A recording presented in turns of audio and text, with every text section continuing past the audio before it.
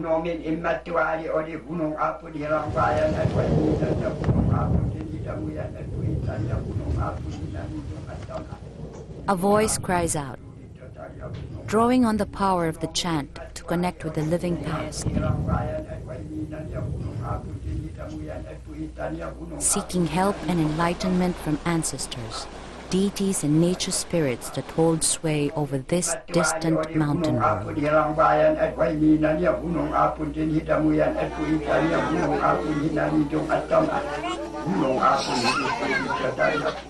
These are the Ifugao, one of the 6 major ethno-linguistic groups living in the Cordillera range of the Philippines. No one really knows where the Ifugao originally came from. The term Ifugao comes from the word Ipugo, meaning of the earth. Ifugao lore divides the universe into 5 realms: Kabunyan, the sky world; Dalum, the underworld; and between these, Pugo, the earth. Down the river beyond the known earth is Lagod, and up the river is Daya. The Ifugao believe that thousands of deities and spirits hold sway over this universe. Their pantheon of gods is unusually extensive, second in number only to the Hindus.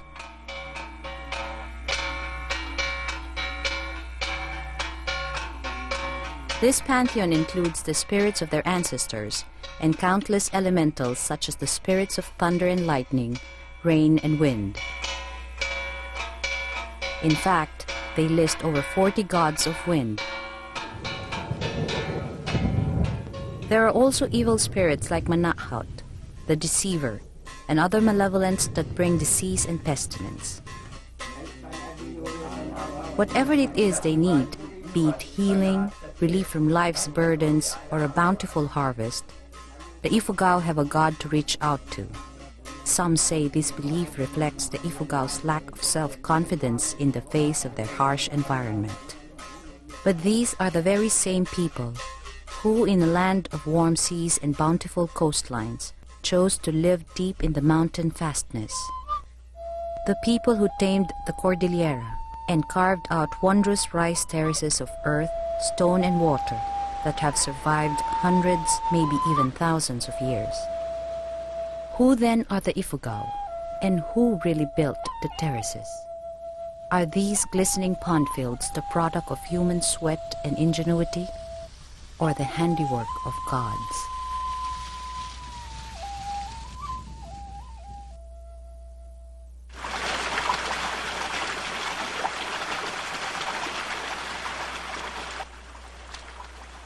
With nothing but a spade and the techniques passed on through generations, this young Ifugao repairs the retaining wall of his pond field. His work cannot be rushed. Searching through a pile of rocks, he picks up one stone after another, looking for the ones that fit perfectly in each space, giving his terrace wall a new skin of stone. Pausing from his work, he munches on a wad of betel leaf, lime and areca nut. The betel chew is said to allay hunger, renew strength, and keep the body warm.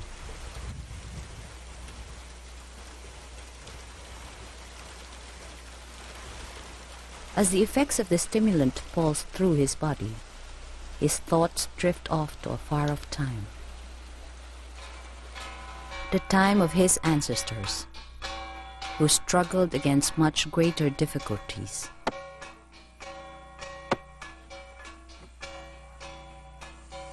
Who cleared forested slopes with only the simplest of tools. Who roamed the mountains and found the springs that first filled these fields.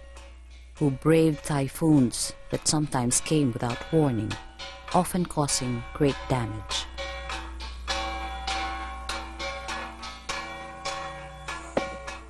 Using nothing but their hands and paddle spades, hand-hewn from blocks of hardwood, the ancient Ifugao pieced together one terrace after another, a process that involved moving tons of soil over several hundred years.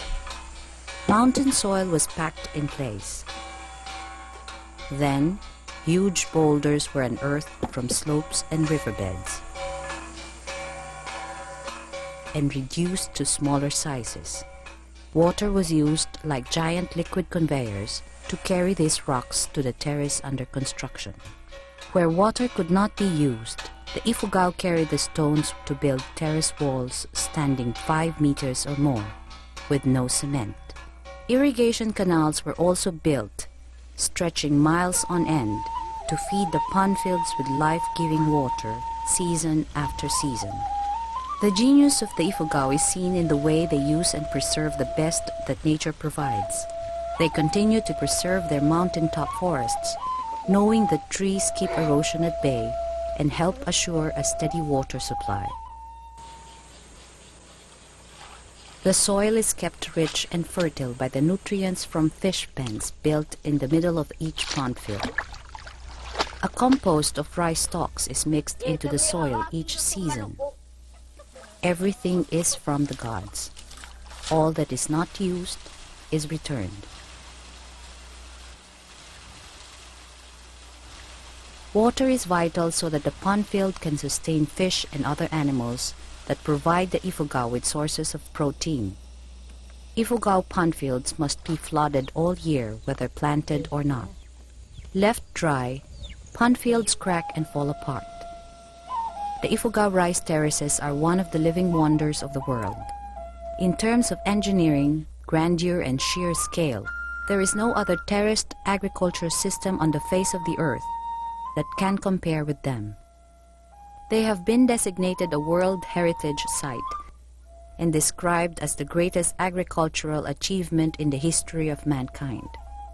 Longer than the Great Wall of China, the Ifugao terraces, strung end to end, could reach halfway around the globe.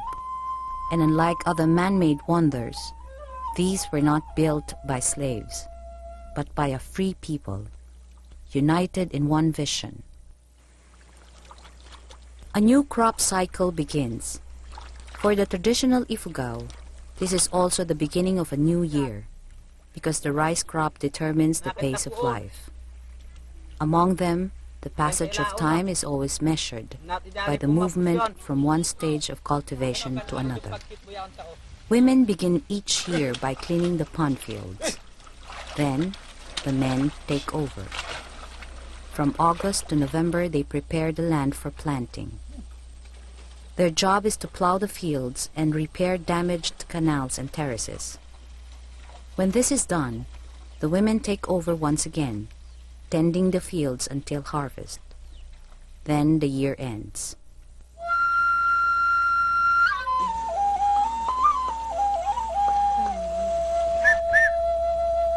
Being an eldest child, Aling Rosa inherited a pond field from her parents. In her pond field, the soil has been cleaned and plowed. With the help of other women, she begins planting rice seedlings.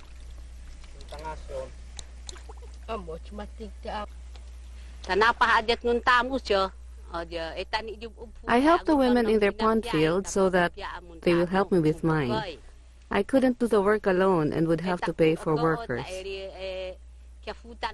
We also help one another take care of the terraces. We weed the fields and check the canals to ensure that the water for irrigation is always flowing.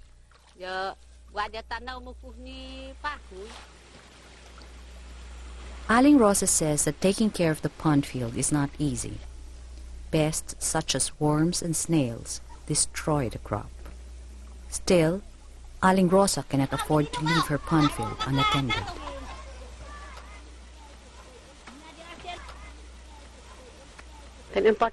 This remains important to us.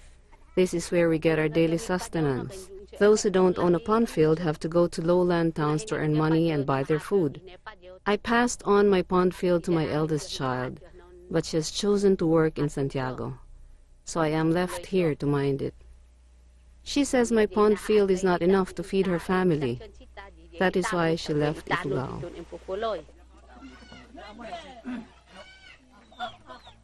Traditional Ifugao life revolves tightly around the planting of rice. Baki or rituals are woven into each stage of cultivation.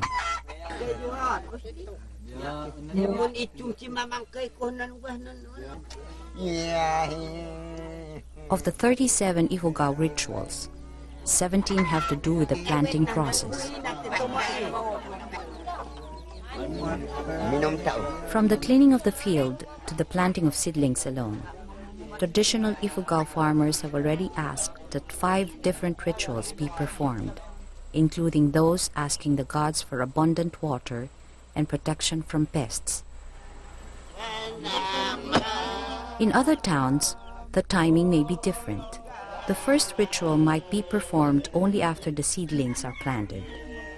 This ritual, called ulpi, asks the ancestors, deities, and nature spirits for help. A chicken sacrifice is offered.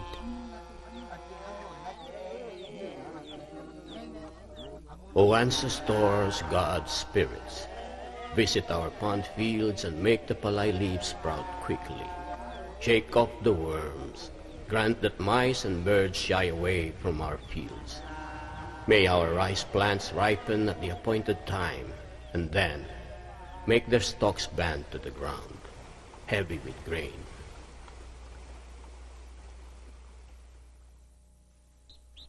It is summer, a time of waiting.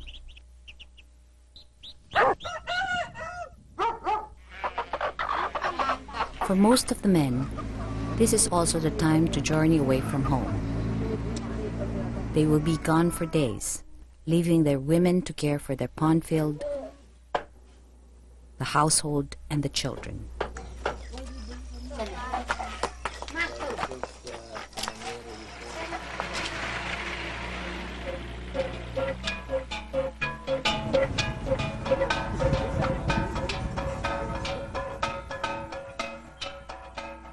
Once, summer was a time of blood, when the men went off to fight for their honor, to avenge a death in the family or tribe, to hunt down an enemy and exact revenge, and return home with his head.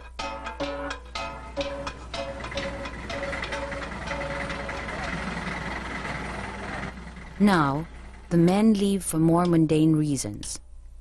Those who are poor or without a pond field go off to find summer jobs to support their families.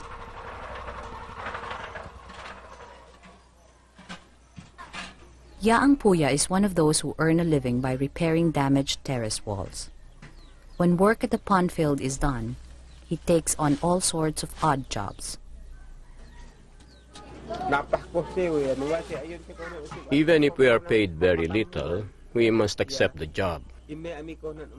Otherwise, we would not even have a box of matches. When no work is available at the pond field, I do wood carvings for Mina the merchant. When Mina has no orders, I work at the kaingin or gather firewood.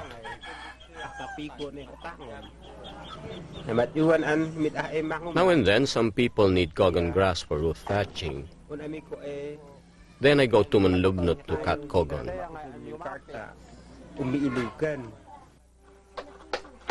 When their husbands do not earn enough, women have to take on jobs as well. Whenever possible, they accept work they can take home so that they can look out for the children and the household. Lydia carves wooden items for a tourist shop. As our family grew and we had more children, I had to carve. My husband's earnings could no longer support us. I begin working only when orders are placed. This way, I get paid as soon as I deliver the products. Without the job order, I don't get paid immediately, so I don't carve. Esther has 6 children. She weaves rattan items every day while keeping house and taking care of her youngest child.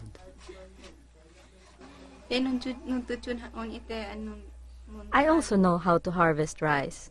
I work at the pond field at harvest time and receive rice as payment. My friends taught me how to weave. Ifugao women also weave cloth when there is no work at the pond field. The Ifugao are skillful carvers and weavers.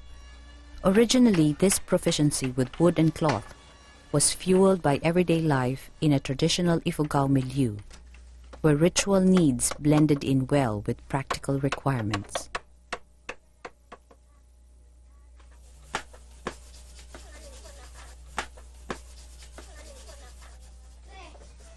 The bulol is a common carved image. It becomes sacred through a ritual offering to the spirits. For the traditional Ifugao, a bulol protects the granary, playing a central role in rice rituals. Everyone made their own bulol. Traditionally, Ifugao families also wove their own cloth to swaddle infants, serve them through life, or cradle them in death. Kahimngan Palatik was one of the best weavers, but blindness forced her to abandon her loom. The only evidence of her skill is a death blanket reserved for her own funeral, a true living treasure. Though her practical skills are gone, her beliefs and the tool for her final ritual remain intact.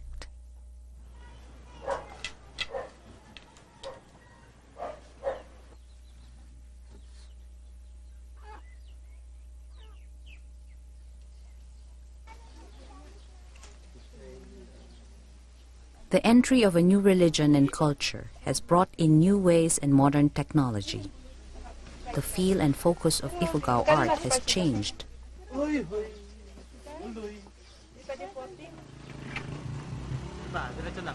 The Ifugao continue to carve and weave, but many are now inspired by commerce rather than culture. Traditional links are vanishing. Contemporary output no longer reflects the quiet patience of traditional work. Today's crafts are dictated by market rather than traditional needs. They do not feel the warmth of an Ifugao fire or the benediction of time. Most are simply sold in Banawe or Manila. Especially in the summer, when markets are busy and tourists come in droves.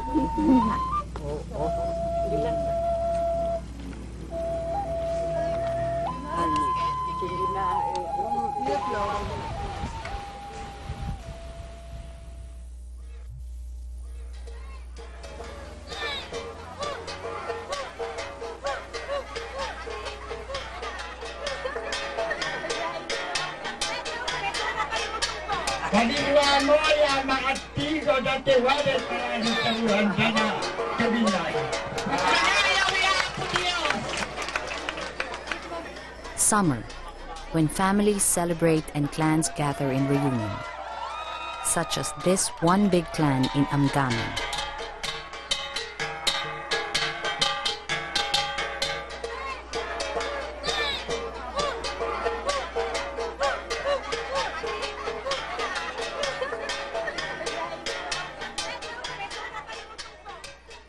Genealogy in the family played a key role in traditional Ifugao life. There were no written laws, so conflicts were resolved through the use of ancestral customs and family traditions. At one time, land ownership was proven only if a person could enumerate the names of all his ancestors who were previous owners of that land. Lolo Pugong is an elder in one of these clans. He is also a Mumbaki, a shaman. He says that each Mumbaki must know the names of all his ancestors, all the way from Wigan, the first Ifugao. These names are invoked by a Mumbaki in all rituals.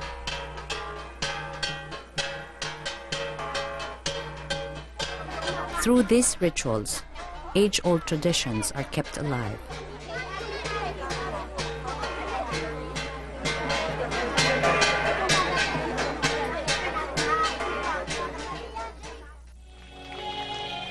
There is a wedding a week after the reunion.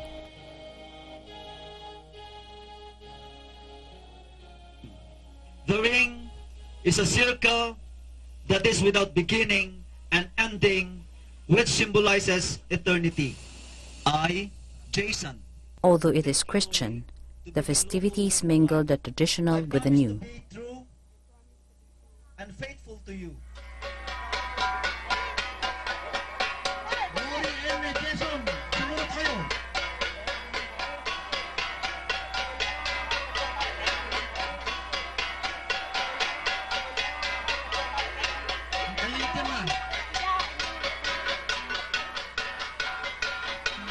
Lolo Leglego, another Mumbaki, is a relative of the couple. On the way to the wedding, he recalls his own wedding and the many rituals and trials he had to go through before it was allowed.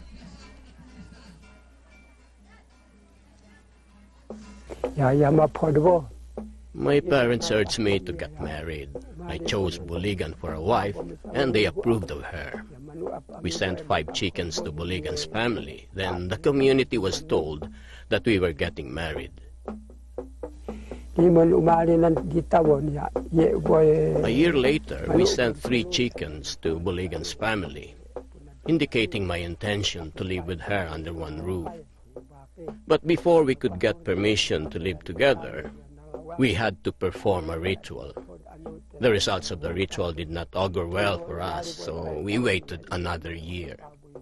After another year, we sent them a pig and then performed another ritual. This time, the indications were favorable. Everyone was pleased. Only then did we live together.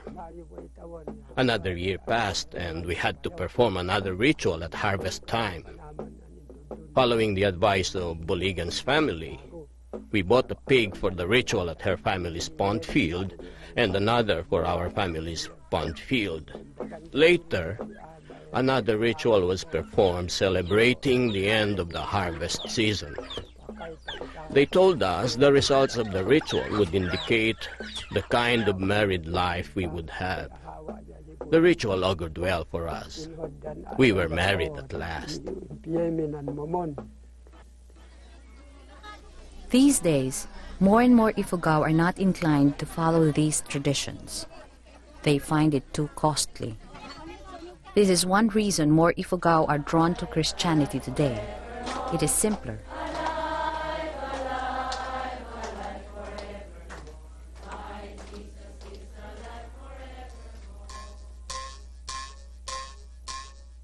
The new religion was introduced to the Cordillera by Spain. Spaniards first came here in the 16th century. They attempted to subjugate the region in 1750 but failed. The war lasted 150 years. As a result of this struggle against Spain, the Ifugao were forced to move to the more remote regions of the Cordillera, to the south.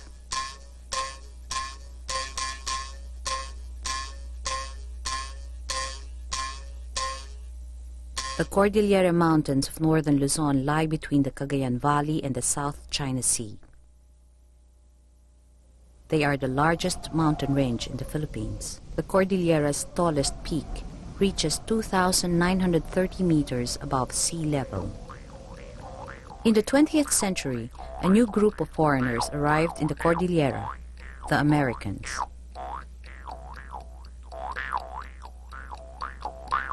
Through a combination of soldiers, teachers, and missionaries, the Americans brought civil rule to the Ifugao.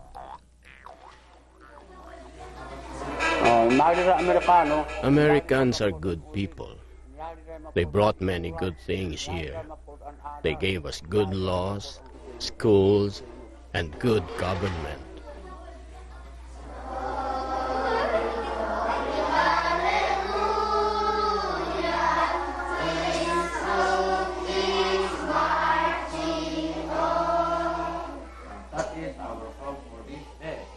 Indeed, America was generous to the Ifugao.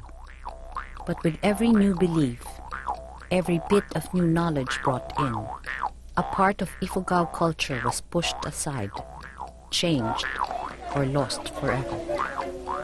Today, the largest collections of Cordillera artifacts in the world sit in American museums. The changes did not end with the departure of the Americans. Like a river that flows unhampered, time rushes onwards, and nothing it touches remains the same. Mahap mapodi at nampayo. O te wae na pa iliporta. Mata te gonda bot mit haliti ang inunod da sa ara konda iliti ang tamarwong nampayo. At hirima at ituwen namin. O te adwani ya. Batu nampayo ya to hiwa iliti ang way arida pa itigon. Ay mapodi na tipugao ya. hituan nga piantah pagay kapuna amapoda nga piantah num-num da. Te on hamayid di payo gedo na apih payot ngani ati pugaw. Dakol ni ang karangayan tauhi antik buhi gangha walitu oya wada yat uwan ni makit. Te ingatang danim pete adipagan anuntun kay morog. Tukpi is one of the few who still keep a number of these antique pieces.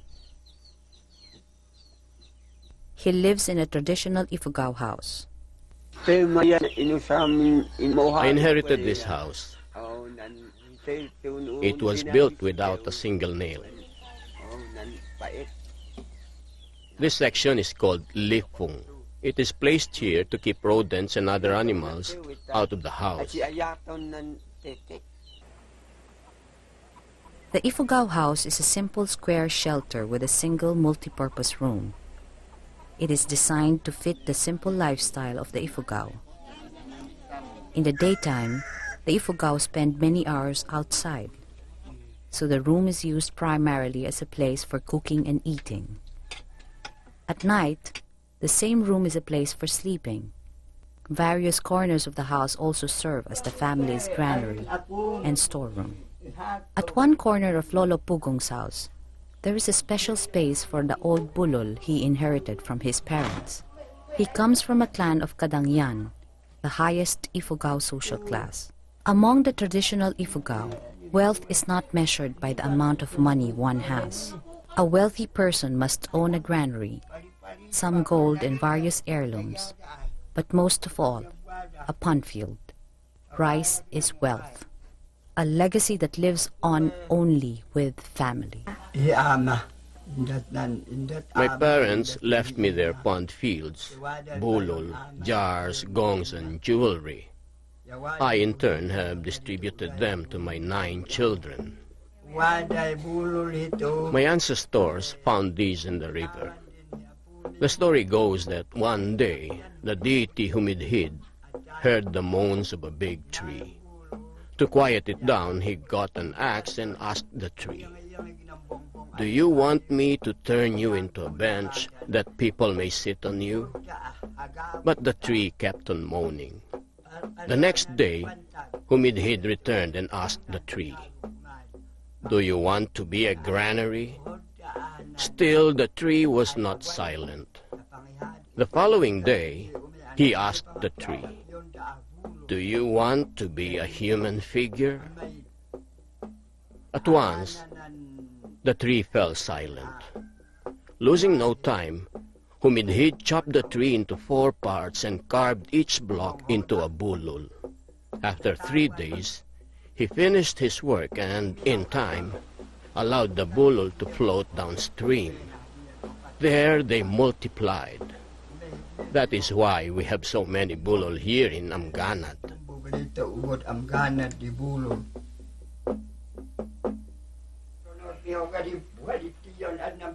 As creations of Humidhid, the bulol continue to protect the Ifugao.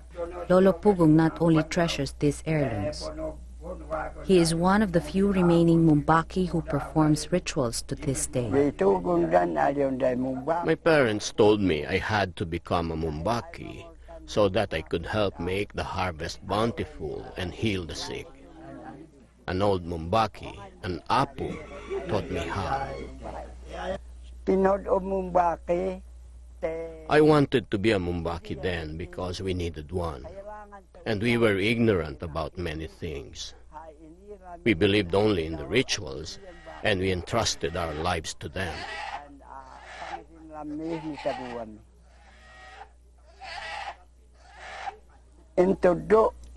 Then I passed on my knowledge of the rituals to younger men like Buduan and Leglego.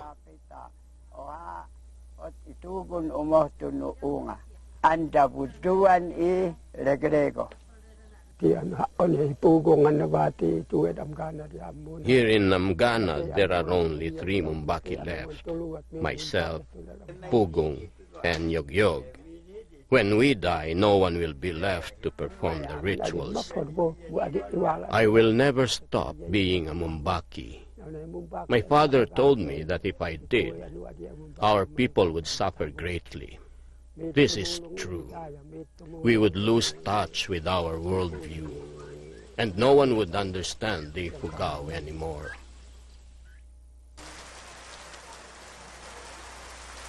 The rains have come. Harvest is fast approaching.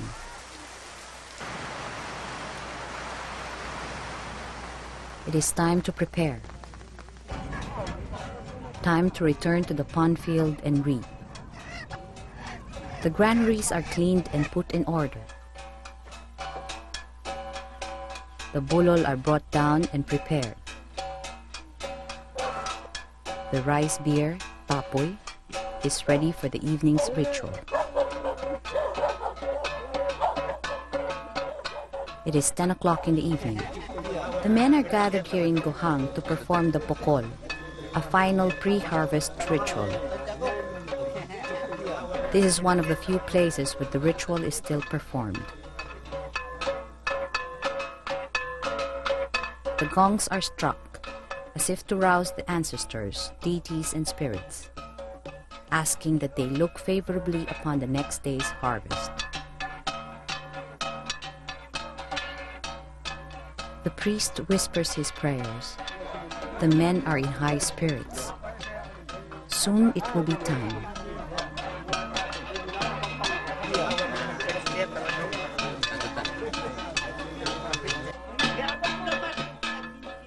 The merriment begins. Prosperity is once again at hand.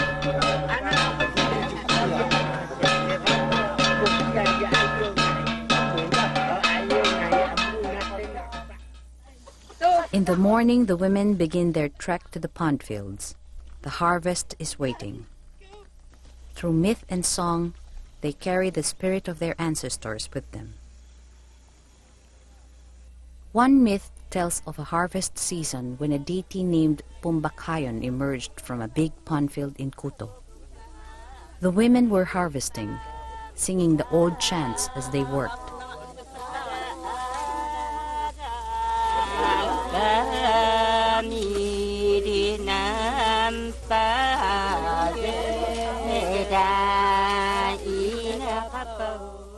They saw Pumbakayon.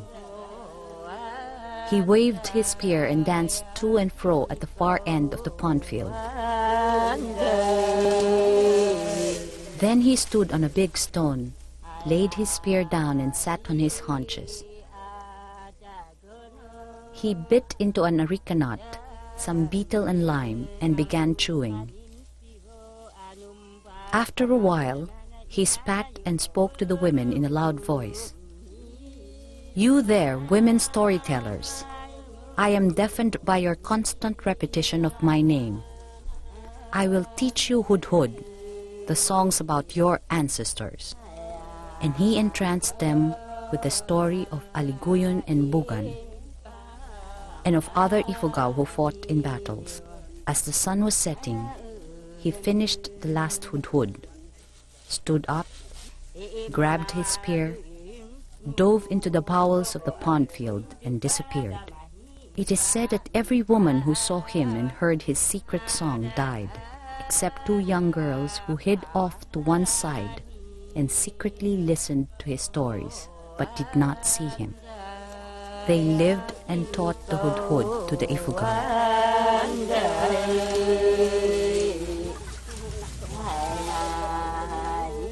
The Hudhud is a romantic tale of love and battles sung by women. In the Hudhud, wealth, courage, and beauty are praised. To this day, Ifugao women are heard singing the Hudhud every now and then while working the pond fields.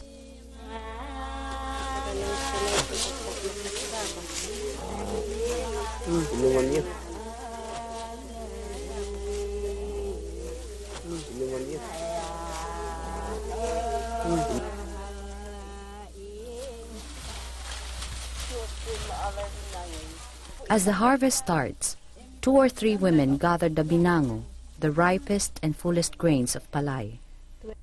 These are set aside to be seedlings for the next crop cycle.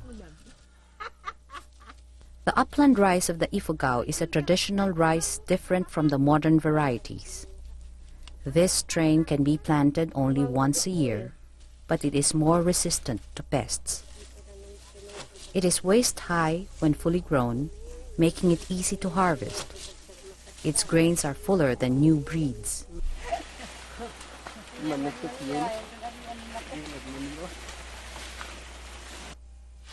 The Ifugao say the old variety of rice stays fresh longer.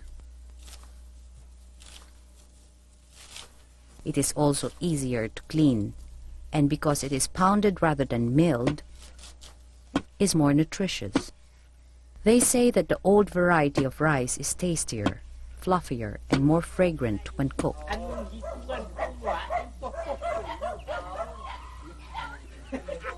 For the traditional Ifugao, rice is the most valuable food, a food with a ritual significance. And so, upland rice is usually not sold.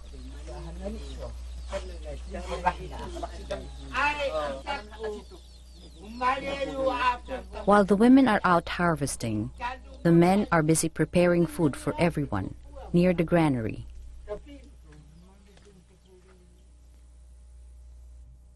The Mumbaki has started a ritual called Ingiling. Among the Ifugao, this is commonly seen at harvest time.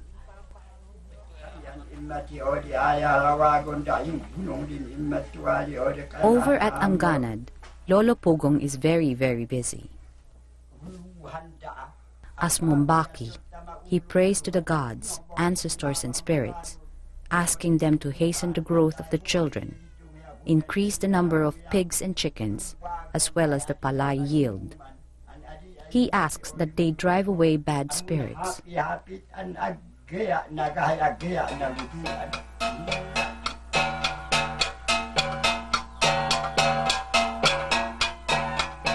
An Ifugao shaman does not simply call upon spirits. It is believed that they actually enter the Mumbaki and possess him occasionally.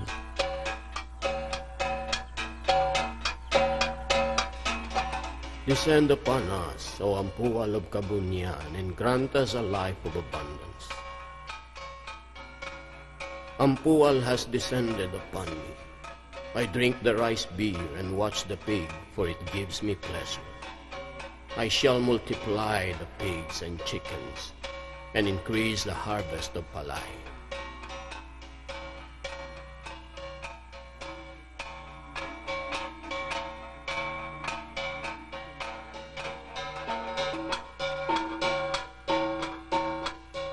We offer you these chickens. We make the offering for the sake of those harvesting the pond field. We pray that the palay may be kept in the granary and multiply there as though they were alive.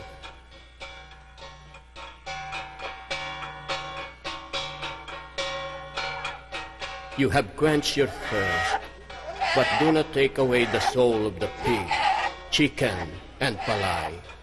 Wipe out our enemies. Drive away the evil spirits.